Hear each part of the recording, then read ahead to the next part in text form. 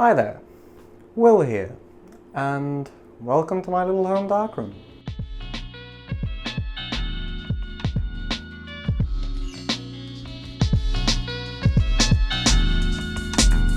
I installed this sink myself. I cut the hole, put the basin in, glued it all, did all the plumbing, and forgot to bolt it to the wall, so it shakes a little bit, but it's got water running through it, so what more can you want?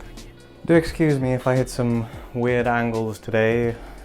The only lens I have for my DSLR is a 50mm, so we're a bit cropped in, but we're going to use Ilford Multigrade stuff today, the rapid fixer and paper developer, and I'm just going to use tap water as a stop bath because I like the budget maneuvers. And also, I've got a multigrade enlarger and I kind of wanted to stick with the Ilford lineup. Besides the paper, we're printing on burger. You will note today as well that I'm not the world's foremost darkroom expert. I also don't really pay attention to a lot of the rules I was taught at university. I just kind of wing it a lot of the time, and it tends to work out for me, but if I say anything that is incorrect, please do feel free to let me know.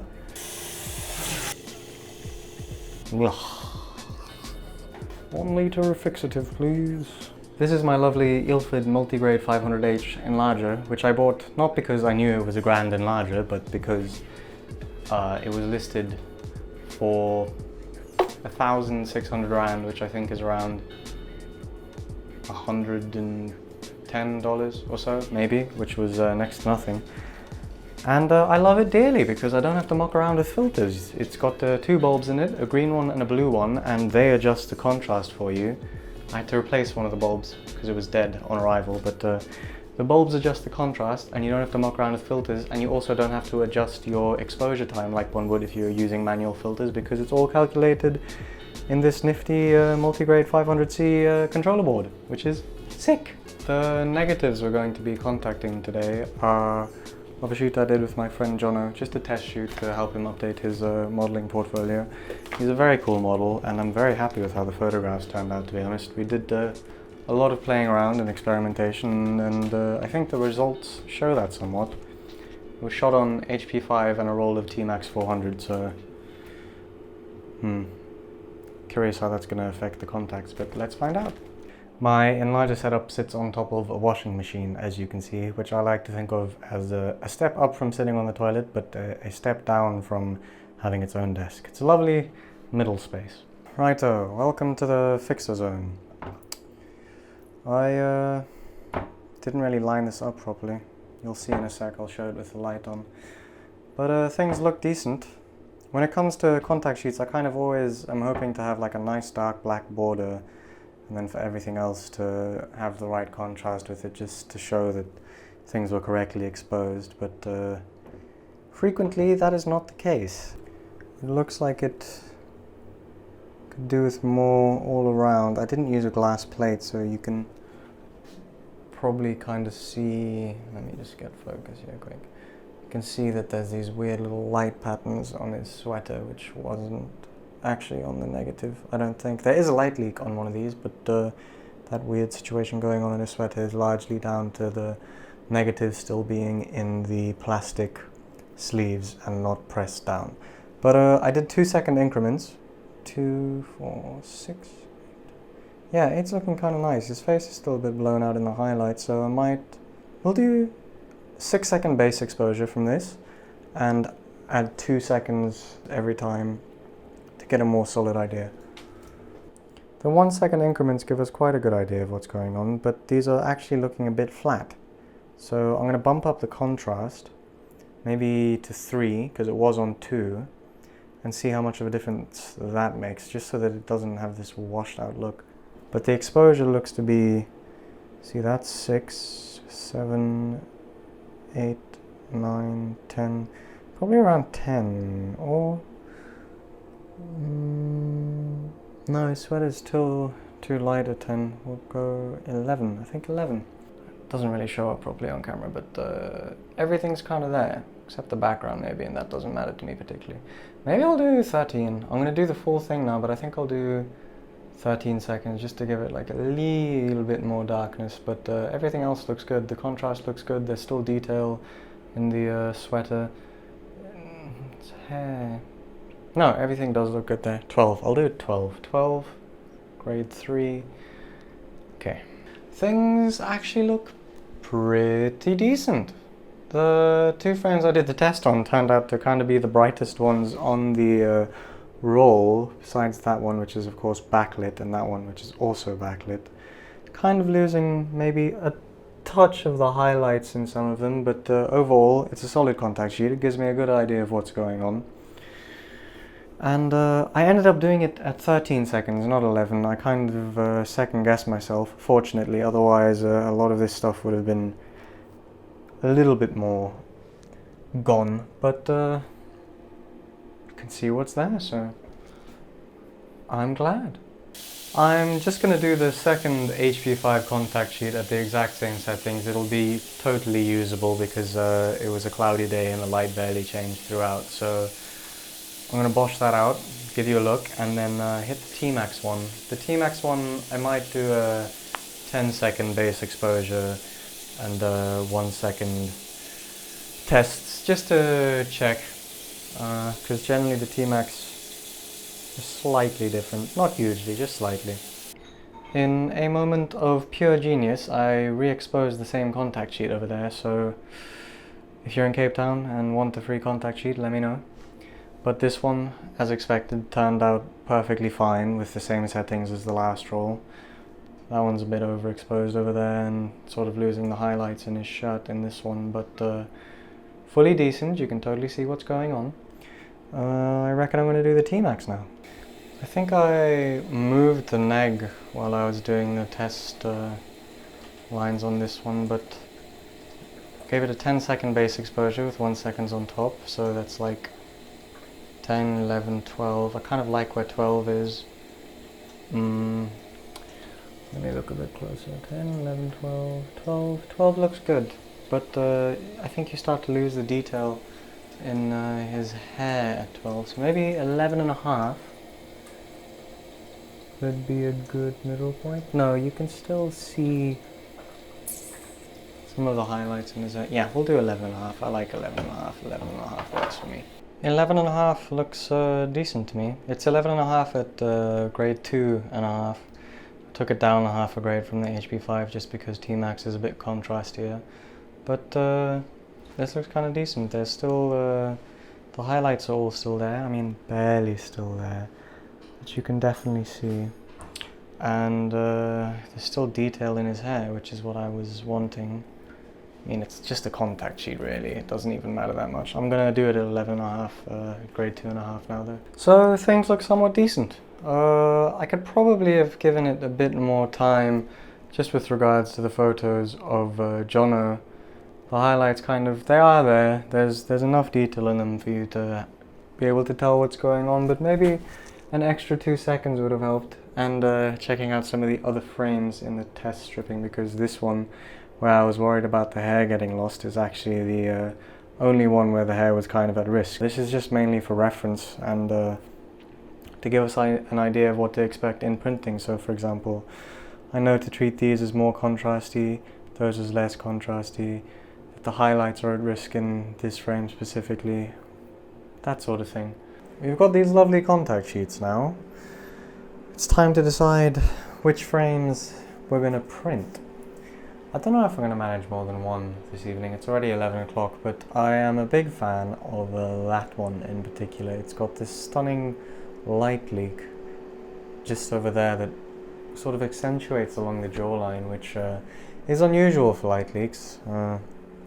These are new leaks, by the way. They haven't just been hanging around. My back recently started acting up. This is the second RB back I now own that has a leak issue. But that's besides the point. We're going to go for that one. And then if I'm feeling brave, possibly that one and that one, because they're also stunning. Ooh, that one would be kind of nice too, actually. That one. You can't really see it here, but I put pieces, I think they're called cattails, like little cattails, fluffy strings with fluffy little flower bits on the end over his face, hanging out like alien antennas or something. So we just need to grab the negative. It's not on this roll, this is the T-Max. What on earth is causing that? Hopefully that's just water making things stick. It's not on this one either, it's on this one. It is this negative over here. The guy who sold this Enlarger to me mentioned that he'd filed down the edges to get the black borders in because that's an aesthetic, but to be honest, he didn't do a very good job of it, and now I must struggle to try and line things up. I think it's only, yeah, actually, if I'm remembering correctly, you only actually get a little bit on one side with this. I'm probably gonna have to file it down further at some point just to make things look decent.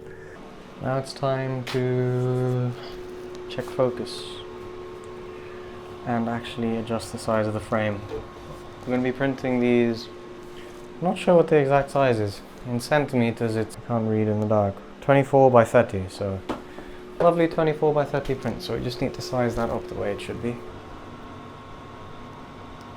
That looks to be about right.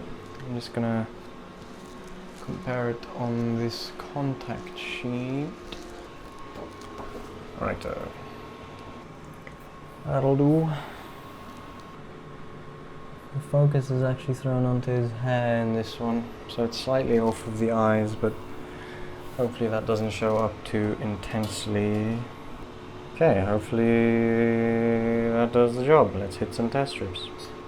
I kind of forgot that this Enlarger is really bright for some reason, so stopping down 2 stops kind of doesn't get the job done. This was at f11, I believe. I'm gonna push things to f22 and see how they look. There's a 5-second increment, so that's 5 seconds, 10 seconds, 15, 20, 25. And clearly, it's somewhere between 5 and 10 at those settings, but that's just way too short for my preference. Like, if I need to do a little dodge burn maneuver, that ain't gonna work. So let's hit it again at f22. We're looking at a lot more of a workable exposure time, having changed things to f22. As you can see, it starts out at 5, 10, 15, 20, 25. Between 20 and 25 kind of looks good to me. At 25, the skin starts to become a bit dark and the sky is sort of burnt in really hard. So I'm going to do a full test strip like this at 22 and a half, I don't know, just dead in the middle, and see how things look that way.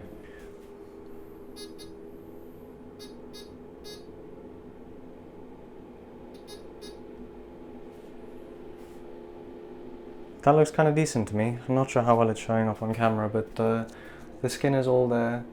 The sky, that tiny bit in the back there, looks like it's decent. I mean, it's a photograph of a model, so obviously I'm more focused on making them model's skin look correct than anything else. There's still all the detail in the hair, still a bit of shadow detail in the eyes as well. Like, you can see the iris, which is excellent because that's probably the darkest part of the frame. Please don't be fogged. If you were wondering at all why there's so little chemicals in here, that's because I'm not a rich man and I'm not a stickler for protocol, but there definitely should be more chemicals in here. And there you have it, the magic of darkroom printing.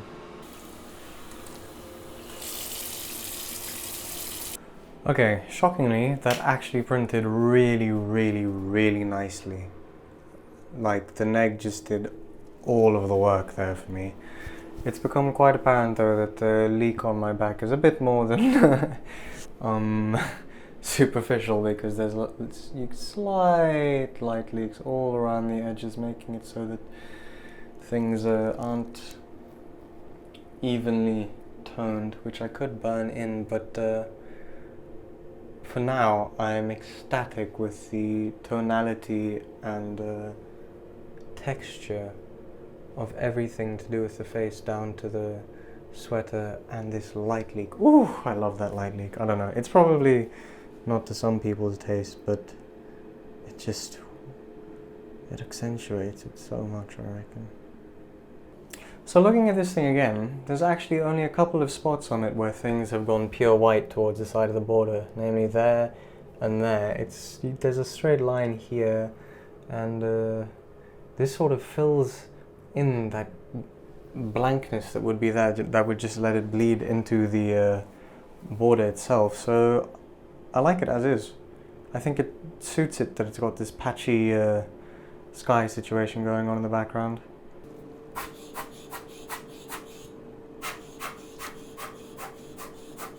The keen-eyed among you will note that I do own an exposure probe, and it is functional so far as I know. The guy who I got this from showed me that it was functional when I picked it up, but to be dead honest, I haven't actually bothered trying to use it at all because I'm kind of addicted to the test strips.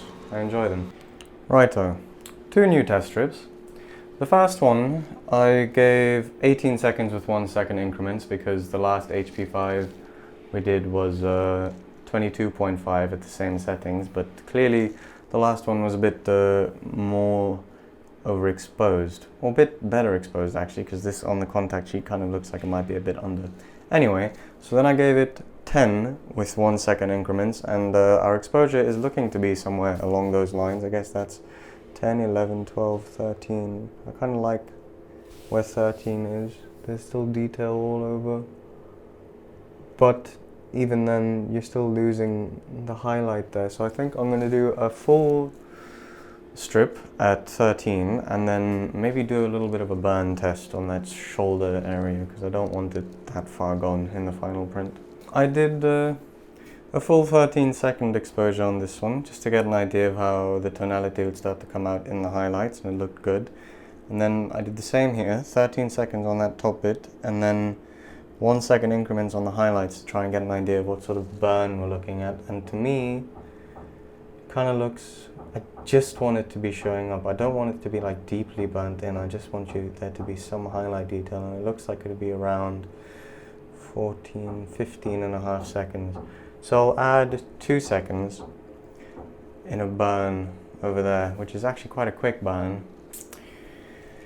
Don't know how well that's going to work out, but I like where that's at, and I'm not going to redo my whole exposure and test maneuver. So 2 second burn, 13 and a half second base exposure. And there we have it. A final print for that picture. I'm not going to do more than one, just because I'm kind of blasting through the Darkroom paper here, and can't really afford to do more than one currently. But if I were to do more than one, I'd hit this with like another 1 second as well. I kind of totally forgot he had 2 shoulders that were catching the light the way they were. So that kind of turned out perfectly in the burn. Let me just get that in focus.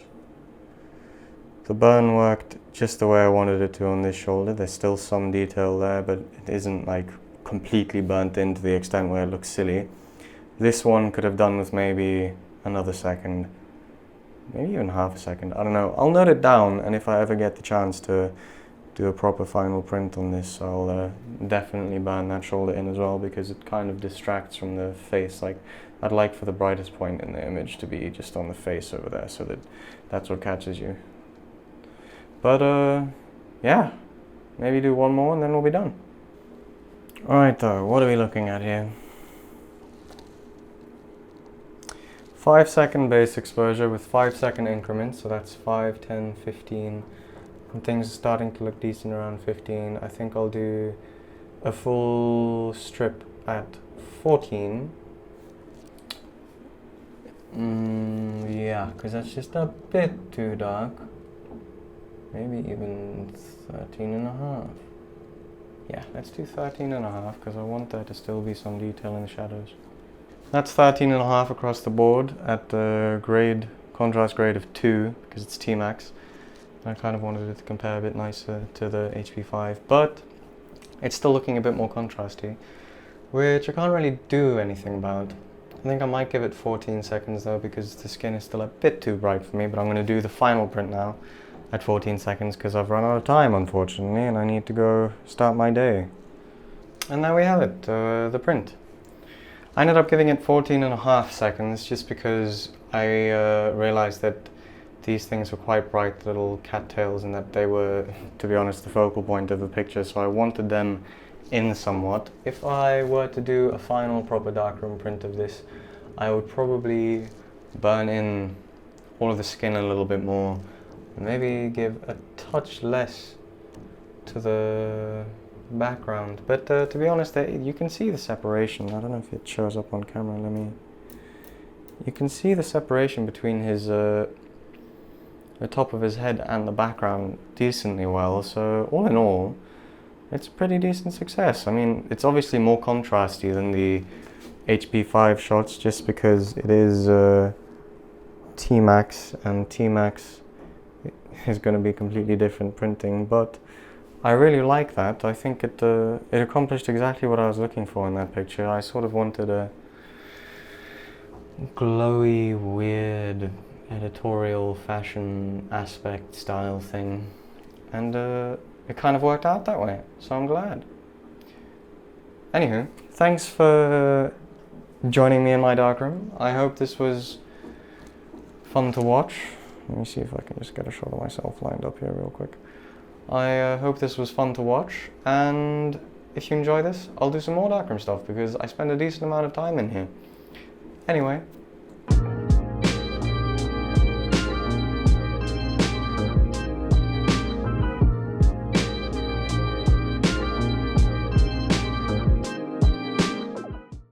I installed the sink myself, so it shakes around a bit, but it's got water that runs through it. You can use it to mix stuff up, and it makes a lot of noise.